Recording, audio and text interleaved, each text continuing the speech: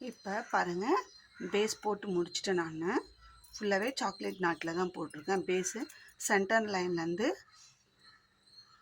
மேலே 4 line, centre line விட்டுட்டு மேலே 4 லைன், கீழே 4 லைன் போட்டிருக்கேன். 1 2 3 4 சென்டர் லைனோடு சேர்த்து 5. அதே மாதிரி இந்த பக்கம் 1 2 3 4 சென்டர் லைன் 5 போட்டிருக்கேன். இப்போ பேஸ் எப்படி போட்டிருக்கோன்னா, நான் எப்படி சொன்னேன், ஃபஸ்ட்டு லைன்லேருந்து போடும்போது ஸ்டார்டிங்கில் கரெக்டாக ஃபஸ்ட்டு ஒயர்லேருந்து ஆரம்பிக்கணும். முடிக்கும்போது லாஸ்ட்டு ஒரு பூ மட்டும் போடக்கூடாது அப்படின்னு சொல்லி சொன்னேன். அது எதனாலன்னா, இந்த பேகுக்கு நம்ம இந்த வி ஷேப் வரணும். இப்படி போட்டுகிட்டே போனோம்னா நம்மளுக்கு பேஸ் லேண்டிங்கில் தான் போகும், பேக்கோட ரவுண்ட் ஷேப் வராதுன்றதுனால ஒரு நாட் முன்னாடியே ஃபினிஷிங் பண்ணும்போது மட்டும், அந்த லைனை ஃபினிஷ் பண்ணும்போது மட்டும் ஒரு நாட்டு விட்டுட்டோம். அதனால் நம்மளுக்கு இப்போ பாருங்கள் இந்த வி ஷேப் கிடச்சிருக்கு. அதே மாதிரி இந்த பக்கமும் இப்படி இருந்து போகும்போது இந்த லாஸ்ட்டில் விடணும். அதே மாதிரி இப்படி திருப்பி இந்த சைடு போடும்போது இந்த லாஸ்ட்டில் விடணும். அதனால் நம்மளுக்கு இங்கேயும் இதுக்கு ஆப்போசிட் இங்கேயும் நமக்கு அந்த ஒயர் எக்ஸ்ட்ரா கிடைக்கும். அந்த மாதிரி விட்ட ஒயரை நம்ம அதை ஸ்கிப் பண்ணிடலாம். பாருங்கள், 1 2 3 4 இந்த 4 நாட்டையும் தனியாக எடுத்து இந்த மாதிரி முடி போட்டலாம். அதை என்ன பண்ணோன்னா, நம்ம மேலே வளர்த்தும் போது ஒரு 4-5 லைன் வளர்த்திட்டு மேல் நோக்கி இந்த ஒயரை கொஞ்சம் சொருகிற அளவுக்கு விட்டு கட் பண்ணிவிட்டு அதை சொருகி விட்டுடலாம். இது நம்மளுக்கு தேவை கிடையாது. இப்போது நம்ம ரன்னிங் ஒயர் வச்சு ஆரம்பிக்கலாம். இப்போ இது கூடயே வளர்த்துறோம். நம்ம இது எங்கேருந்துனாலும் நம்ம ஆரம்பிக்கலாம். நான் இது ஒரு 4 நாட்டு இருக்கும்போது ஆரம்பிக்கிறேன். சொருகத்துக்கு கொஞ்சம் ஒயரை விட்டுட்டு நார்மலாக சுற்றிட்டு இந்த மேல் நோக்கி போகிற ஒயரை ஒரு சுற்றிட்டு நல்லா டைட்டாக சுற்றிட்டேன். இந்த ஒயரை இப்போ நம்ம இது நார்மல் நாட்டு போடுற மாதிரி தான், ஒரே ஒரு ட்விஸ்ட்டு சுற்றிட்டு அதுக்கப்புறமா இந்த லூப்புக்குள்ளே விடுறோம். அதுதான் சாக்லேட் நாட்டு. இப்போது இப்படி டைப்னு பாருங்கள், சாக்லேட் நாட்டு வந்துடுச்சு. ரன்னிங் ஒயரை இப்படி சுற்றுறோம். இந்த மேல் நோக்கி போகிற ஒயரை ஒரு சுற்றிட்டு இந்த ரன்னிங் ஒயரை மேல் நோக்கி வச்சுட்டு வைக்கும்போது நல்லா டைட்டாக வச்சுட்டு இப்போது இது 3த்தையும் ஒரு சுற்றி இந்த லூப்புக்குள்ளே விடுறோம். நார்மல் ஆண்டுக்கு அப்படியே விடுவோம். இதுக்கு ஒரு சுற்றிட்டு அதுக்கப்புறமா விடுறோம். ரொம்ப டைட்டாக இழுத்துறாதீங்க, ரொம்ப லூஸாகவும் வேண்டாம். நார்மலாக இருந்தால் இந்த 2 நாட்டுக்கு நடுவில் ஜாயின் பண்ணுற மாதிரி சேர்ந்த மாதிரி இருக்கும் சாக்லேட் நாட்டு. அடுத்ததாக சுற்றிட்டோம். இந்த ரன்னிங் ஒயரை மேல் நோக்கி வச்சுட்டு இந்த ஒயரை ஒரு சுற்றிட்டு இந்த லுக்குள்ளே விடுறோம்.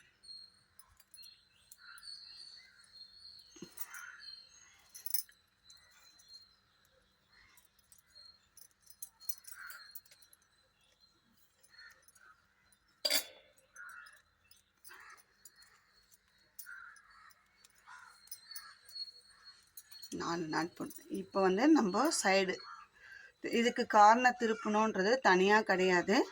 நம்ம போடும்போதே ஆட்டோமேட்டிக்காக அது ஷேப் நம்மளுக்கு கிடச்சிடும். இப்போது 4 ஒயரை நம்ம ஸ்கிப் பண்ணிட்டோம். மேல் நோக்கி போகிற ஒயரை, சைடில் போகிற ஒயரை அப்படியே நம்ம தொடர்ந்து போட்டுட்டு வர போகிறோம்.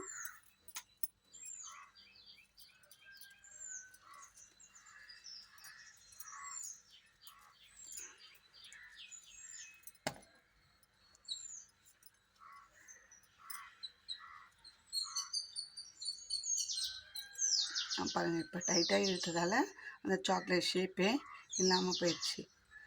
எப்படி வரும்ன்றதை காட்டுறதுக்காக போட்டிருக்கேன். இது பாருங்கள். அதனால் இப்போ இதை பிரிச்சுருவோம்.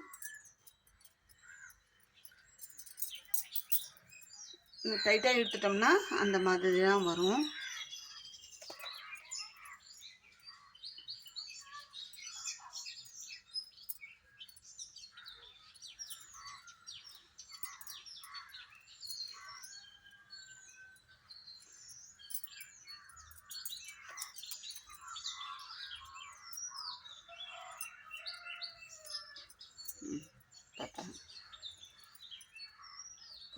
அடுத்தது இந்த ஒயர்.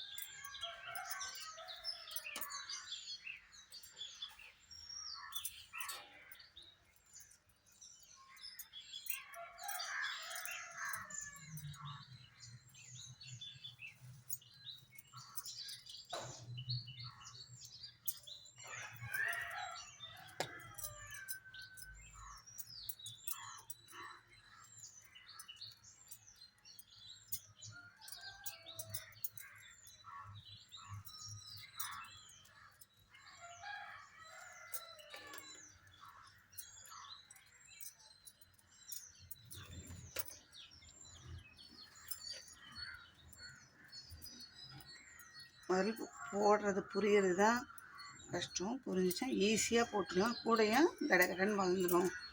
ஒரு 2 மணி நேரம் இல்லை 3 மணி நேரத்துலேயே இந்த 1 ரோல் பேஸ்கெட்டை நம்ம போட்டு முடிச்சிடலாம்.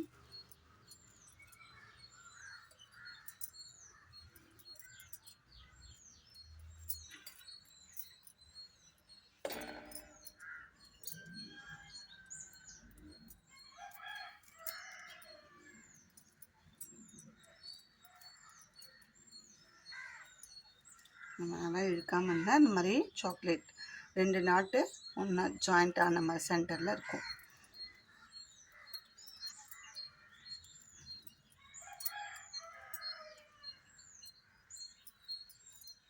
இப்போது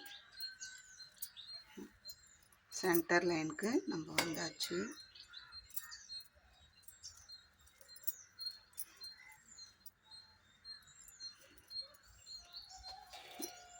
அதுக்கப்புறம் இந்த 4 ஒயர் நம்ம ஒரு ஒயர் தான் இருக்கும், அப்படியே நம்ம போட்டுக்கிட்டே வர வேண்டியது தான்.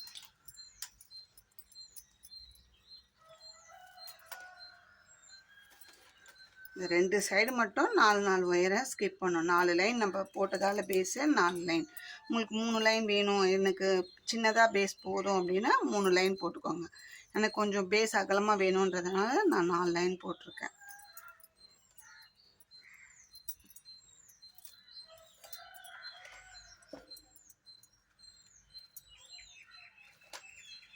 எப்பவுமே கூடைக்கு கொஞ்சம் பேஸ் அதிகமாக போட்டோம்னா நல்லாயிருக்கும்.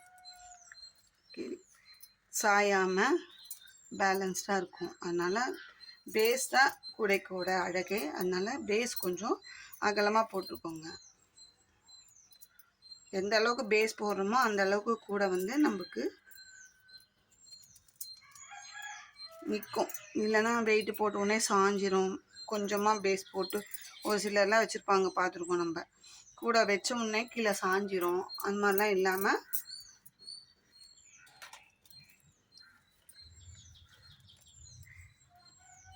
நல்லாயிருக்கும்.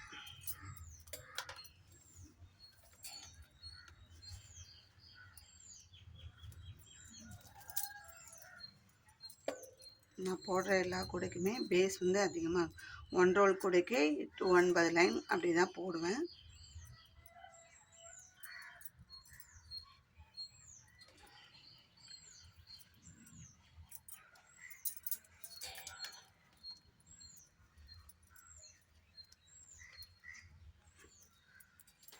ஹேண்ட் கிராஃப்ட்டுக்கு தேவையான எல்லா மெட்டீரியலுமே நம்ம சேல் பண்ணுறோம். வேணுன்றவங்க ஸ்க்ரீனில் தெரிகிற நம்பர் காண்டாக்ட் பண்ணி கேளுங்க. உங்களுக்கு என்ன மெட்டீரியல் வேணுமோ, உங்கள் பக்கத்தில் கிடைக்காத மெட்டீரியலை தேவைப்படும் பட்சத்தில் எங்ககிட்ட கேளுங்க. இப்போது நான் இந்த லைன் முடிச்சிட்டேன். இப்போது இந்த சைடு வரப்போகிறோம். இதே சைடு போட்டுட்டு உங்களுக்கு நான் இதுவும் நம்ம வந்து லேடர் நாட் போட்டு தான் போட போகிறோம். நான் போட்டுட்டு பாருங்கள். இங்கே ஆரம்பித்தோம், இந்த பக்கம் 5 நாட்டு, இந்த பக்கம் 2 நாட்டு, சென்டர் லைனில் 4 நாட்டு. இப்படி சுற்றி வந்து இங்கே வரும்போது லேடர் நாட்டு எப்படி போடணுன்றதை நான் காட்டுறேன். இப்போ பாருங்கள், ஒரு ரோ இங்கே ஆரம்பித்தேன், சுற்றி எடுத்துன்னு வந்து ஒரு ரோ இங்கே முடிச்சிட்டேன். இப்போ இதை நம்ம லேடர் நாட் போட்டு ஜாயின் பண்ணோம். நார்மலாக எப்படி லேடர் நாட் போடுவோமோ அதே மாதிரி தான் இப்படி ரன்னிங் ஒயரை லெஃப்ட் சைடு உள்ளே மடிச்சிக்கணும். இப்போ இந்த நாட்டை மட்டும் லூஸ் பண்ணுறது எப்படின்னா, ஃபஸ்ட்டு மேலே இருக்கிற இந்த நாட் கொஞ்சம் லைட்டாக லூஸ் பண்ணிவிட்டு சென்டரில் இருக்கிற இப்படி தள்ளணுன்னா இதுவும் லூஸ் ஆயிரும்.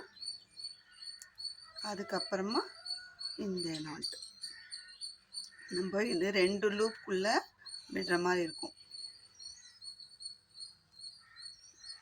2 லூப்புக்குள்ளே இது மாதிரி 2 லூப்புக்குள்ளே விடுற மாதிரி இருக்கும்.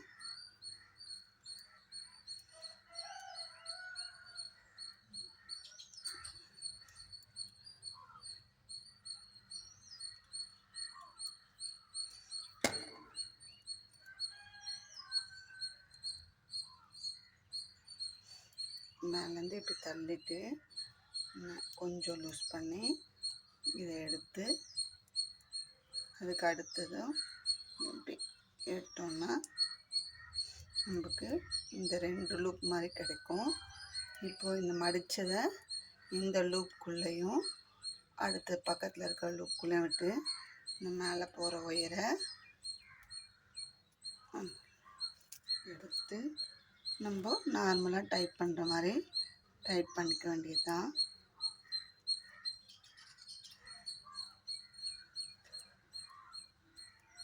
நார்மலாக எப்படி டைப் பண்ணுவோமோ அதே மாதிரி டைப் பண்ணிக்க வேண்டியது தான்.